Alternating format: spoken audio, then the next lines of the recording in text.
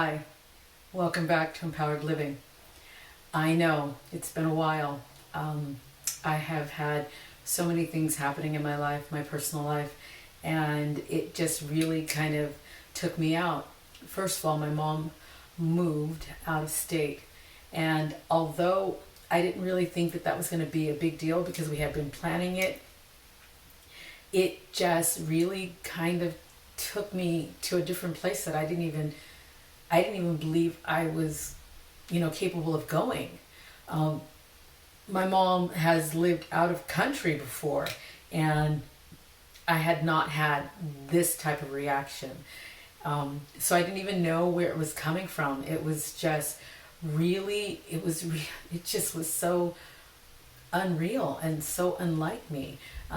I think I've always prided myself on being independent and independent minded and being able to take care of myself, and have been doing just that ever since I left to go to college at 18. I hadn't lived with my mom, hadn't been with my mom, but when she moved back from Europe about 10 years ago, we've kind of been inseparable to a certain extent. She and my sister and I mean, we go everywhere together. And her moving, and it's not that far. It's really not that far. But it's not 15 minutes away. It's not, just a phone call and I'm going to be right there type of thing. And so it really did kind of submit me, and it put me in a place where I hadn't been for a very long time, which is really the reason I decided to come on and talk about it.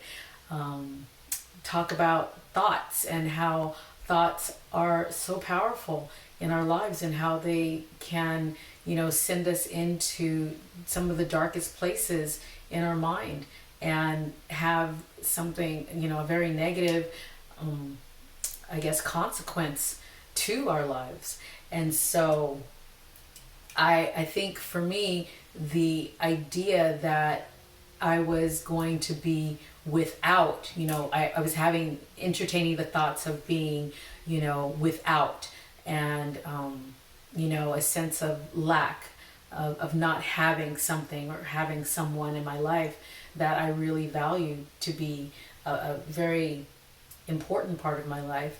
And I just started just plummeting. I started just having all kinds of negative thoughts about this and negative thoughts about that, and how, I wouldn't be able to do this, or I wouldn't be able to, and it was real simple. It was really simple, but it was just the idea of one thought, and how I guess my mind would build on that, and it just started to just pick up all kinds of momentum. I stopped writing. I really felt like I just wanted to be in bed all the time. I stopped doing a lot of the things that I had really come to really enjoy doing. And when I went to visit her over the New Year, and then leaving and coming back home, I really started to, unpack what I was dealing with.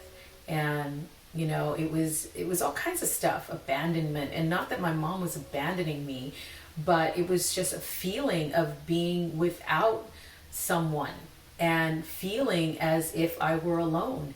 And I just, I didn't see that coming. I didn't see those emotions coming up, and not having had to deal with those types of things. Because, when I was a child, I was very much used to my mom leaving because my stepfather was in the military.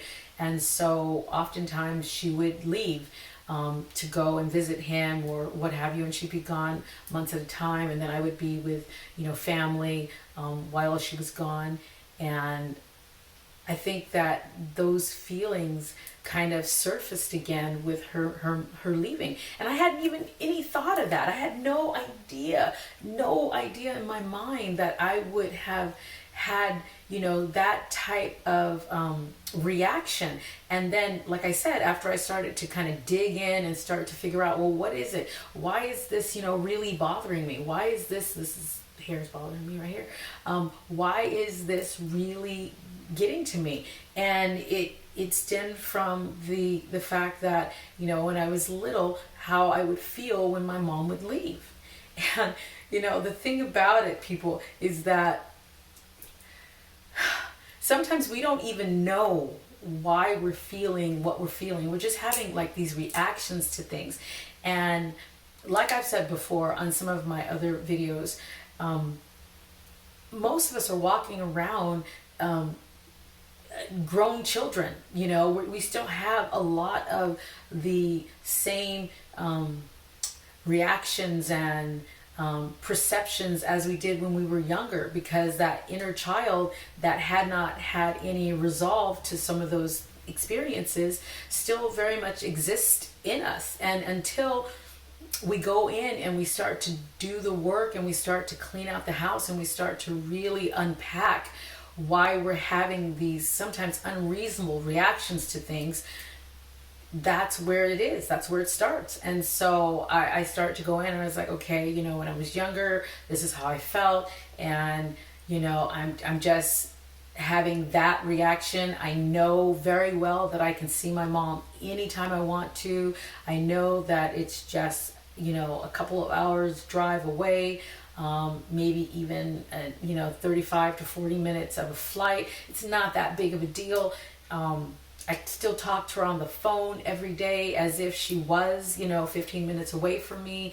So nothing really has changed that much.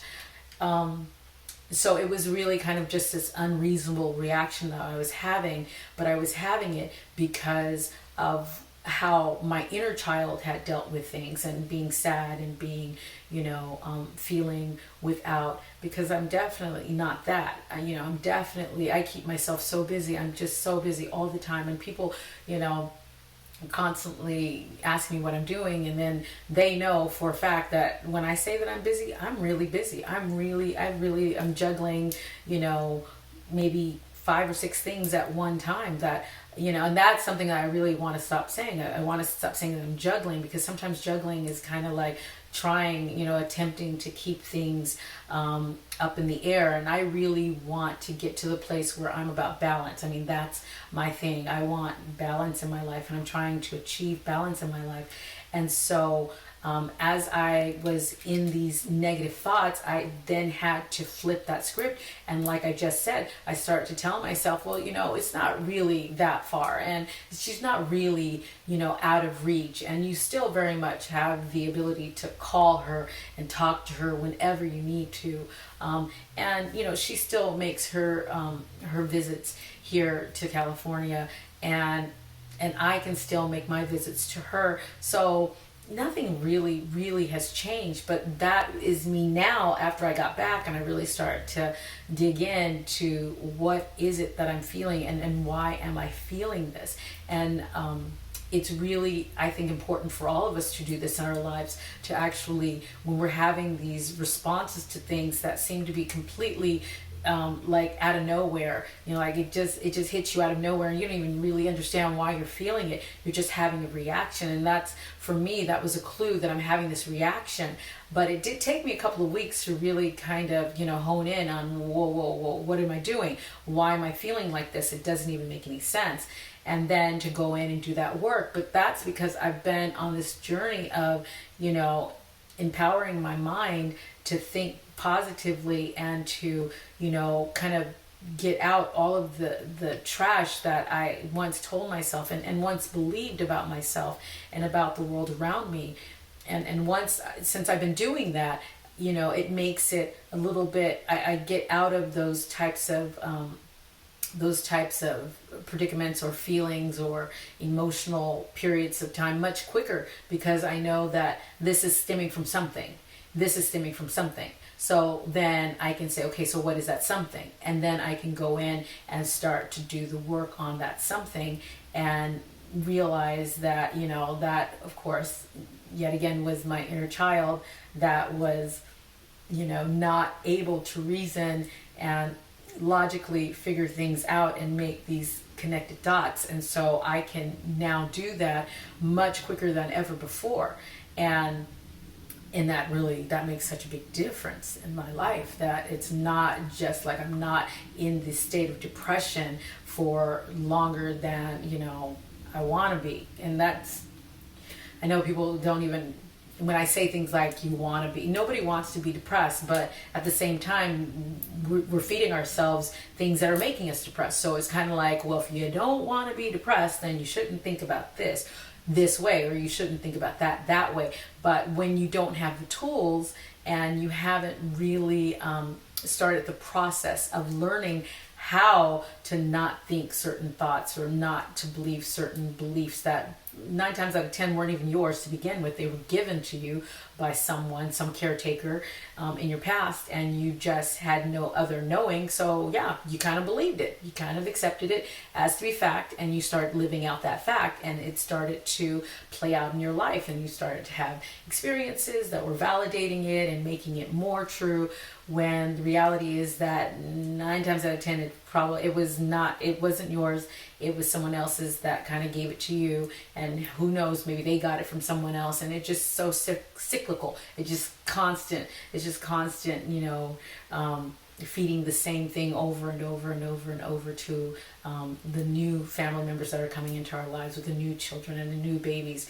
And it's really important that we kind of see where that stuff is. And if it's healthy, then of course you want to keep that, and you want to keep talking about it, and you want to keep bringing it into your life, into the life of those that you love. But if it's not healthy, then it's kind of time to kind of get in there and kind of excavate it, kind of get it out of your life, or your mindset and your belief patterns. And then of course not to give it to your kids, or not give it to these young members of your family, because they deserve to have positive interactions and positive lives without the garbage that we've been fed. And so for me, that's pretty much where I'm at. I'm really taking it step by step and going in, like I said, and figuring it out, and understanding that that fear, or that feeling of lack, of not having, it's not even founded. It's not even real. It's not even a real thing. It's just something that my inner child was kind of dealing with, or not even dealing with, obviously, because it came back up. So I wasn't even dealing with it until, as an adult, I was able to see it and say, oh, this is what this is. Okay. So, and then when I was able to do that, then it kind of fixed itself. It just kind of fixed itself. And so now I'm back to doing all the things that I was doing.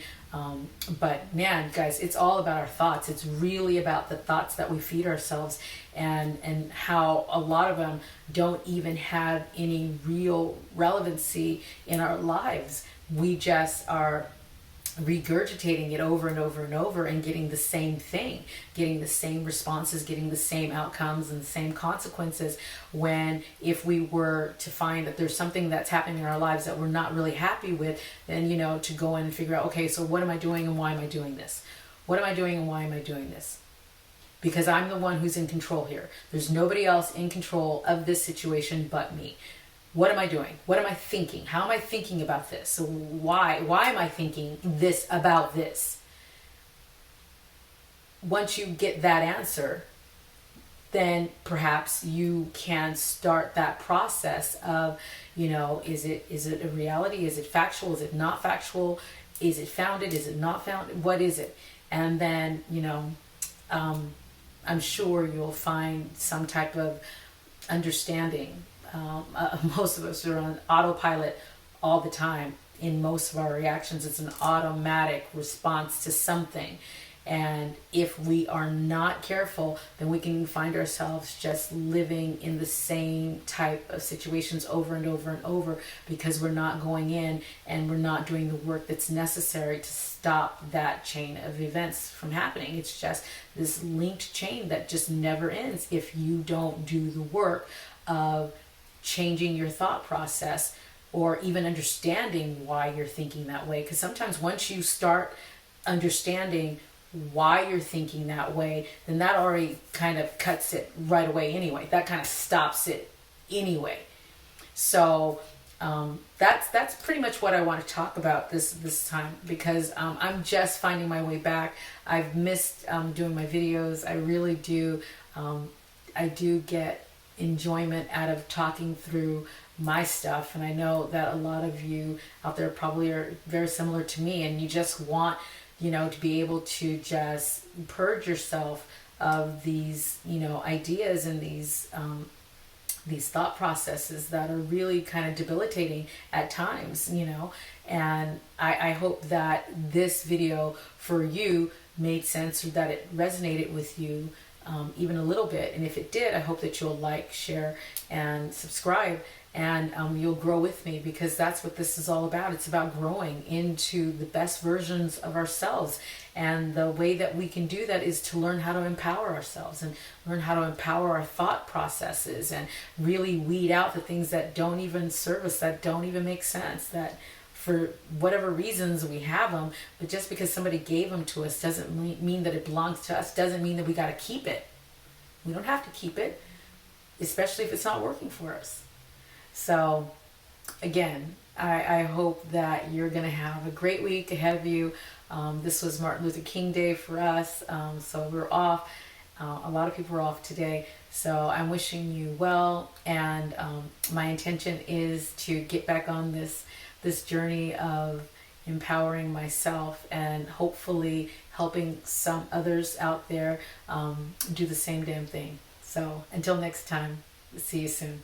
Bye.